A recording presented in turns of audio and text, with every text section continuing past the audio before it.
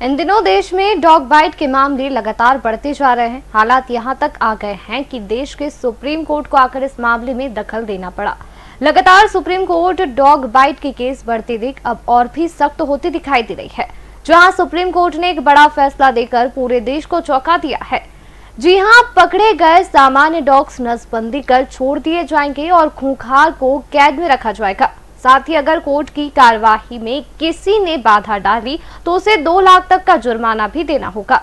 Supreme court का यह फैसला हर डॉग्स लवर्स को जवाब है कि अगर किसी ने सुप्रीम कोर्ट की कार्रवाई दखल देने की सोची है तो उसे 2 लाख की चपत भी लग सकती है। डॉग बाइट के मामलों को लेकर सुप्रीम कोर्ट ने दिया बड़ा फैसला।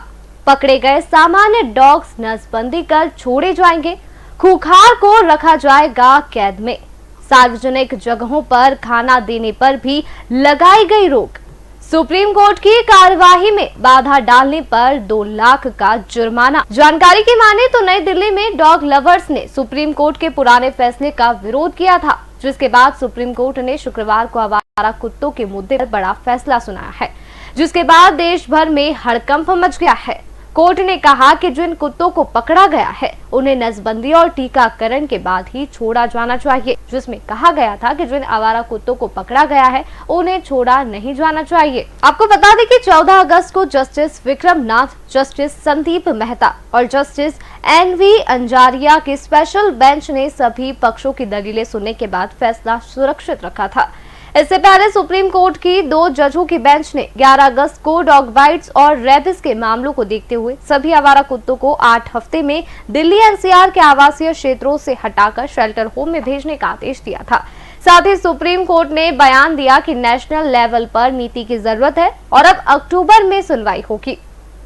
सुप्रीम कोर्ट का कहना है कि इसके लिए नेशनल लेवल पर एक नीति बननी चाहिए। हमने सभी राज्यों और केंद्र शासित प्रदेशों को पक्षकार बनाया है। देश के बाकी हाई कोर्ट में जहां भी मामले लंबित हैं, उन्हें सुप्रीम कोर्ट ट्रांसफर किया जाए। अगली सुनवाई 8 हफ्ते बाद यानी कि अक्टूबर के लिए लिस्ट कर दी गई है, जिसके बाद अब अक्टूबर में ही मुद्दे पर गहन चर्चा होनी है। आज आपको यह भी बता देते हैं कि आवारा कुत्तों से हमलों के पीछे की वजह क्या-क्या है। रिसर्च की माने तो अक्सर कुत्ते डर, भूख और अपने एरिया की सुरक्षा के लिए आक्रामक हो जाते हैं। कई बार वे झुंड में होते हैं, जिससे उनकी आक्रामकता और बढ़ जाती है।